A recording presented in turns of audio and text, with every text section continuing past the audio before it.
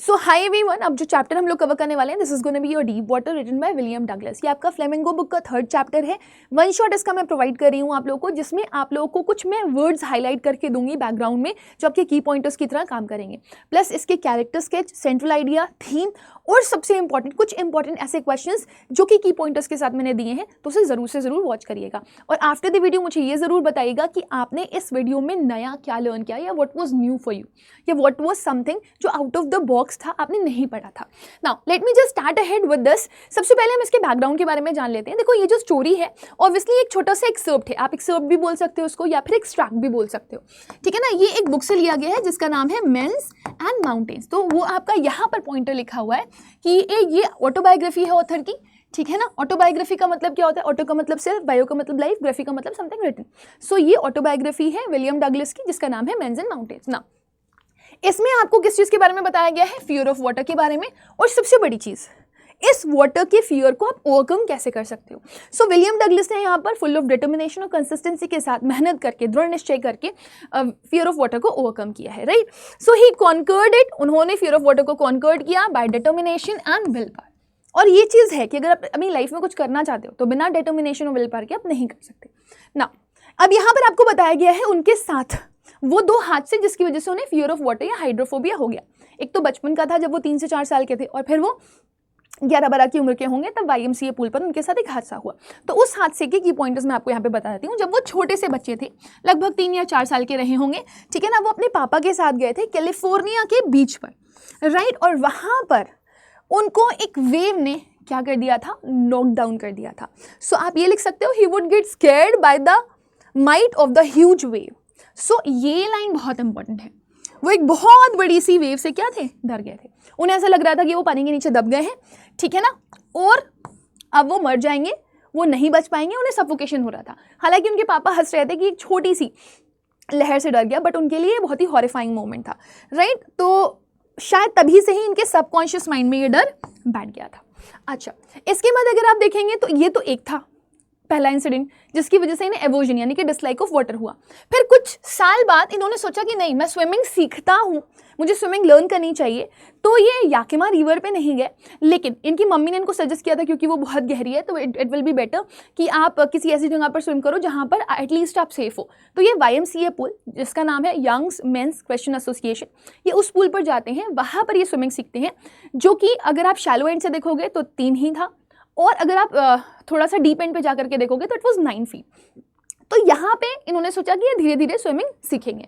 So a few years laters, in his eagerness to learn swimming, he joined a swimming pool, ठीक है ना, where an incident further increased his terror. तो जब ये YMCA pool पर गए, फिर इनके साथ एक हादसा हो गया। व्हाट वाज दैट हादसा? He was pushed into the pool by another boy and experienced death closely. तो एक यंग बिग ब्रूस बोला गया है, एक हट्टा कट्टा गबरू जवान सा एक लड़का आता है और तफरी में उनको उठा करके फेंक देता है, और भी कहाँ फेंकता है? The deepest end of the pool. अब सोचो, विलियम डगलस बेचारे छोटे से, अभी उन्होंने स्विमिंग सीखना स्टार्ट ही किया था, कि उनको ऐसा लग रहा था कि वो डीपेस्ट एंड पे फेंक दिए गए हैं, तो उनको वो 9 फीट 90 फीट लग रहे थे, है ना, क्योंकि वो बहुत डर गए थे और वो पानी के अंदर डूब रहे थे। पानी के अंदर डूब रहे थे, उनके अंदर डर था, लेकिन इसका मतलब ये नहीं है कि वो अपनी विटनेस भूल गए थे, मतलब वो दिमाग चला रहे थे अपना, राइट। तो ये बताया गया है कि उन्होंने बहुत सारे अटेम्प्ट्स दिए, 3 बार उन्होंने बाहर निकलने की कोशिश करी, बट अनफॉर्चुनेटली वो निकल नहीं पाए। नीचे जाने का प्लान उन्होंने किस तरह से बनाया था वो भी मैं आपको बता देती हूँ। वो उन्होंने ये प्लान बनाया था कि जब वो नीचे जाएंगे, है ना, सरफेस टच करेंगे, तो वो एक जोर से जंप मारेंगे जस्ट लाइक अ रबर कॉक, वो ऊपर आएंगे। लेकिन वो ऊपर आए तो उनका आई बाहर आ गया था, नोज बाहर आ गया था, बट वो कंप्लीटली बाहर नहीं आ पाए। फिर उन्होंने सेकंड जंप मारी, फिर उनके साथ वही चीज़ हुई कि वो बाहर तो आए, लेकिन उनकी आंखें बाहर थी, वो सांस नहीं ले पा रहे थे, उनके मुंह में पानी ही पानी जा रहा था, वो शाउट तक नहीं कर पा रहे थे। और जब वो 3rd बार पानी के अंदर जाने लगे ना, तो उन्हें लगा कि बस अब उनके हाथ पैर नम हो गए हैं, उनको कुछ समझ में ही नहीं आ रहा है, और वो बिल्कुल एकदम हैंडीकैप से हो गए, क्योंकि वो कुछ नहीं कर पा रहे थे। फिर उनका जो धीरे धीरे डर था ना पानी का, वो भी जाने लगा था। क्यों? क्योंकि अब उनको सिर्फ पीस मिल रही थी। वो कह रहे थे कि मैं एक ऐसी स्टेज पे चला गया हूँ जहाँ पर मैं ऑब्लिवियन को क्रॉस कर चुका हूँ, अनकॉन्शियसनेस की स्टेज को क्रॉस कर चुका हूँ। तो ये हादसा उनके साथ हुआ। अच्छा, इस हादसे में वो फॉर्चुनेटली बच गए थे, उन्हें किसी ने बाहर निकाला था, वो अपने आप बाहर नहीं निकल के आ पाए थे। तो जब वो होश में आए तो वो देख रहे थे कि वो पूल के जस्ट बगल में बैठ करके क्या करें, वोमिट करें। और जब वो वोमिट कर रहे थे तो उनको कोई मतलब आवाज़ सुनाई दी जिसमें किसी ने ये बोला कि अभी और देर होती तो ये मर जाता। तो ये उनके लिए बहुत ही हॉरिफाइंग इवेंट था। तो अब इसके बाद से उनकी हालत ख़राब हो गई थी। तो many years after that incident he stayed away from water, but the desire to go for fishing and swimming in nature was strong enough to motivate him to overcome his fear. अब जब भी ये मतलब सोचते थे किसी भी चीज़ के बारे में तो उनके हाथ पैर कांपने लगते थे, पेट में दर्द होने लगता था, है ना, बहुत डरे हुए रहते थे। तो तब से ये स्विमिंग करने के लिए पानी वाली जगहों से दूर ही रहते थे। बट जब ये जाते थे तो इनको नेचर अट्रैक्ट करता था, इनको फिशिंग, बोटिंग, कैनोइंग ये सारी चीज़ें करने का मन होता था, लेकिन एवर्जन ऑफ वाटर की वजह से ये सब इंजॉय नहीं कर पा रहे थे। तो फिर इनको लगा कि ये क्या करें, इनका मन है स्विमिंग करने का लेकिन इन्हें फियर ऑफ वाटर भी है। तो उन्होंने एक वादा किया अपने आप से कि मैं स्विमिंग सीखूंगा, अदरवाइज मैं अपनी लाइफ एंजॉय नहीं कर पाऊंगा। सो उन्होंने लर्न करी स्विमिंग, लेकिन किसकी मदद से? With the help of an instructor, ठीक है ना, who ensured that William knew swimming well enough to be able to swim in a huge lakes and waterfall also. तो विलियम डगलस ने इनसे स्टेप बाय स्टेप स्विमिंग सीखी। अगर आपसे ये पूछा जाता है स्टेप बाय स्टेप इन्होंने स्विमिंग कैसे सीखी, तो आप ये मान लेना कि इंस्ट्रक्टर ने इनको पुली की मदद से, ठीक है ना, एक रोप से दूसरी रोप पे अटैच किया। एक रोप उनके हाथ में थी और एक रोप बेल्ट के थ्रू उनकी कमर पर बंधी हुई थी, है ना। और फिर पहला स्टेप उन्होंने टू एंड फ्रो मोशन सीखा, मतलब आगे पीछे जाना। फिर सेकेंड स्टेप उन्होंने जो सीखा वो इनहेल एक्सहेल सीखा पानी का। और थर्ड स्टेप में उन्होंने लेग मूवमेंट सीखे। तो इस तरीके से वो स्टेप बाय स्टेप स्विमर बने। उनको स्विमर बनाने वाला कोई और नहीं बल्कि कौन था? इंस्ट्रक्टर था। अच्छा, एक चीज़ थोड़ी सी और ध्यान रखिएगा कि विलियम डगलस को कॉन्फिडेंस नहीं आ रहा था स्विमिंग सीखने के बाद भी। 6 से 7 महीने लग गए थे उनको स्विमिंग सीखने में, लेकिन इसके बावजूद भी जब वो कॉन्फिडेंट फील नहीं कर रहे थे तो वो अकेले जाते थे पूल में स्विम करने के लिए। फिर धीरे धीरे वो अलग अलग लेक्स पर गए और जाकर के उन्होंने स्विम किया। तब जाकर के ही वो सेटिस्फाइड कि हाँ चलो अब मैं डर को दूर भगा सकता हूँ, है ना। एक बार तो उन्होंने डर से बोल भी दिया था, बच्चू अब तुम मुझे डराओगे। So it was like that, ठीक है ना। तो मेजर पॉइंटर्स मैंने आपको यहाँ पर लिख करके दिए। He learn swimming with the help of instructor who ensured that William knew swimming well enough, वो अच्छे से स्विमिंग सीख जाए, ठीक है ना, to be able to swim in huge lakes and waterfall also. तो उन्होंने इस लेवल की उनको स्विमिंग सिखाई थी कि वो लेक पे अगर जा रहे हैं या वाटरफॉल्स में जा रहे हैं तो वो आराम से स्विम कर लें। सो इस तरीके से स्टेप बाय स्टेप एक इंस्ट्रक्टर ने उन्हें एक अच्छा क्या बना दिया? Swimmer, right. Still when he would swim the fear from his childhood experiences embedded in his subconscious mind. लेकिन होता नहीं है, जब आपको डर लगता है तो वो बार बार आपके दिमाग को जकड़ने की कोशिश करता है। तो हर बार ना इनको डर पकड़ लेता था। So it was like that. तो वो हमेशा डर के ग्रिप में रहते थे। Now he wanted to conquer that fear, अब इन्हें चाहिए था कि ये उस डर को भी जीत लें। सो ही फेस्ड इट sarcastically, थोड़ा फनी वे में आपको दिखाई देंगे ये इस डर को फेस करते हुए, ठीक है ना। Thinking that now as he knew how to swim what harm could it do to him, he challenged his fear in the face of it and finally it would vanish. तो मैंने आपको अभी एक स्टेटमेंट बताया ना कि ये डर से बोलते हैं, अच्छा बच्चू अब तुम मुझे डराने के लिए आए, लेकिन मैं तुमसे डरता नहीं हूँ, चलो चले जाओ मेरे सामने से, राइट। और फिर वो उन्हें स्विम करके दिखाते हैं डर को। मतलब थोड़ा सा एक पर्सोनिफिकेशन टाइप का दिखाया गया है कि वो डर से बातें कर रहे हैं। या आप ऐसे बोल सकते हो कि it's a case of apostrophe, कि आप डर से बातें कर रहे हो, बच्चों तुम मुझे नहीं डरा सकते और मैं तुम्हें स्विम करके दिखाता हूँ अभी। तो इस तरीके से वो अपने डर पर काबू पाते हैं। नाउ ये एक बेसलेस फियर था which is instilled in his subconscious mind, जो उनके दिमाग में स्टोर था। This experience was valuable for him. He had experienced terror and death. He overcame it and finally conquered it. तो आप सोचो ना, कोई इंसान मौत के मुंह से बाहर निकल करके आया तो उसने अपने डर पर काबू पाया, ठीक है ना। उन्होंने बहुत ही ब्रेवली उस डर पर काबू पाया। विलियम को यहाँ पर यह भी रियलाइज हुआ कि डेथ बहुत पीसफुल है ना, और फियर ऑफ डेथ कुछ नहीं होता सिवाय फियर के, ठीक है ना, that is terrorizing. He will to live life grieve intensely as he had overcome his fear and started living fearlessly. तो जब तक आप अपने दिमाग को कन्विंस नहीं कर लेते हो ना कि ये सब कुछ नहीं होता, तब तक आपका दिमाग बार बार आपको रॉन्ग सिग्नल्स देते रहता है कि देखो ये डर है, ये डर है, ये डर है। तो अगर आपको डर से बचना है, डर से काबू पाना है, तो पहले अपने दिमाग पर काबू पाइए, अदरवाइज आप हमेशा डरते रहोगे और उसे कभी भी ओवरकम नहीं कर पाओगे। तो विलियम डगलस ने with the help of this chapter और ऑटोबायोग्राफी उन्होंने हमें बहुत बड़ी चीज़ सिखा दी कि डर के आगे जीत है ना। अगर कैरेक्टर्स के बारे में हम बात करेंगे यहाँ पर, तो हमें 2 मेजर कैरेक्टर्स मिलते हैं। पहला है विलियम डगलस और दूसरे हैं इंस्ट्रक्टर। ये 2 मेजर कैरेक्टर्स हैं, याद रखिएगा। इसके अलावा अगर आपको कोई सटल कैरेक्टर में देखना है तो वो बिग ब्रूस बॉय है, जिसने विलियम डगलस को 9 फीट YMCA पूल का जो डीपेस्ट एंड था वहाँ पर फेंका था। सो उसका सटल कैरेक्टर है, उसके बारे में बहुत बार क्वेश्चन नहीं आता, लेकिन विलियम डगलस और इंस्ट्रक्टर से रिलेटेड आपके एग्जाम्स में क्वेश्चंस पूछे जाते हैं। तो विलियम डगलस के बारे में थोड़े से पॉइंटर्स लर्न कर लीजिए कि ये प्रोटैगनिस्ट ऑफ द स्टोरी है। प्रोटैगनिस्ट मतलब main hero of the story, ठीक है ना। तो डीप वाटर में एक young, brave, and a keen learner who overcame his fear of water with the help of his swimming instructor.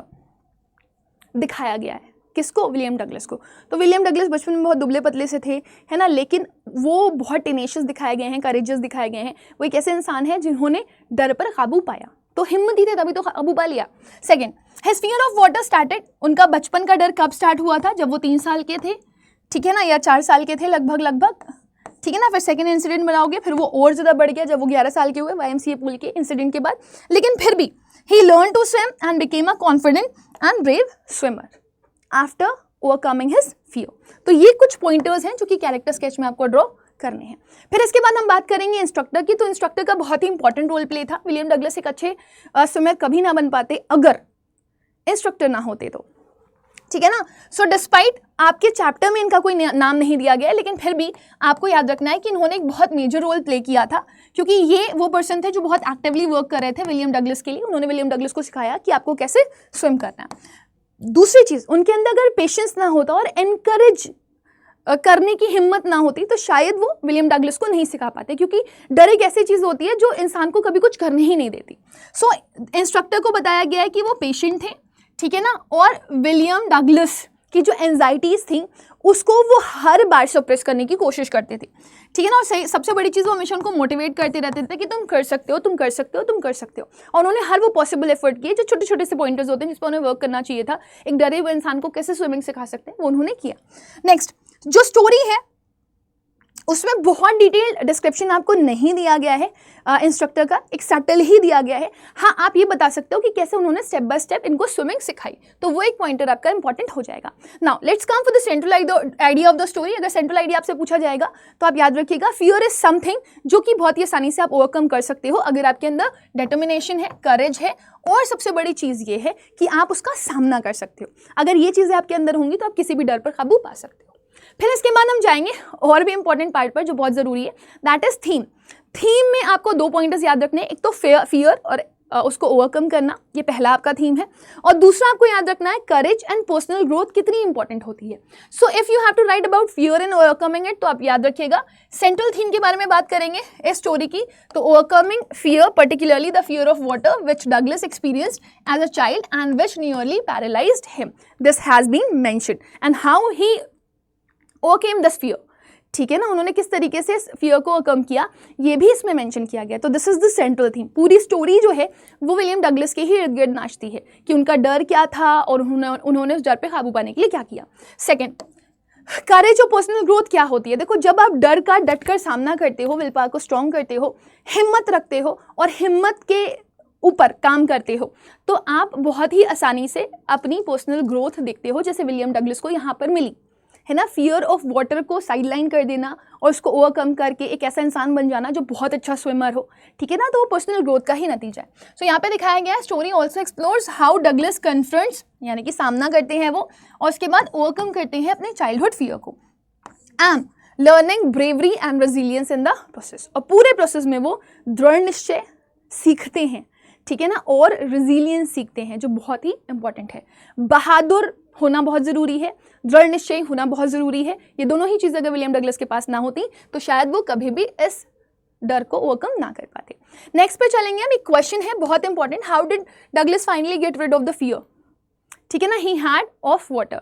जो पानी का एवर्जन था विलियम डगलस के अंदर, मतलब आपको अलग अलग तरह से ये क्वेश्चन पूछा जा सकता है, विलियम डगलस ने अपने एवर्जन ऑफ वाटर को कैसे ओवरकम किया, ठीक है ना, विलियम डगलस एक अच्छे स्विमर कैसे बने, है ना, विलियम डगलस फाइनली अपने डर पर काबू कैसे पा पाए। तो ये सारे क्वेश्चंस के आंसर्स आपके सिंगल ही हैं। सबसे पहली चीज़, उन्होंने एक प्रोफेशनल हेल्प ली, एक इंस्ट्रक्टर हायर किया, ठीक है ना, उन्होंने पूरी तरीके से उनको एंगेज किया इस स्विमिंग प्रोसेस में, मतलब वो पूरा स्टेप बाय स्टेप उनसे स्विमिंग सीख रहे थे, ठीक है ना। और सबसे बड़ी चीज़, जो स्विमर था, swimmer gave him an intensive training for several month. कुछ महीने तक जो इंस्ट्रक्टर था वो उनको ट्रेनिंग देता रहा और उनको प्रॉपर प्रोसेस सिखाया कि किस तरीके से धीरे धीरे तुम स्विमिंग कर सकते हो, और उन्हें एनकरेज किया और पेशेंटली हैंडल किया।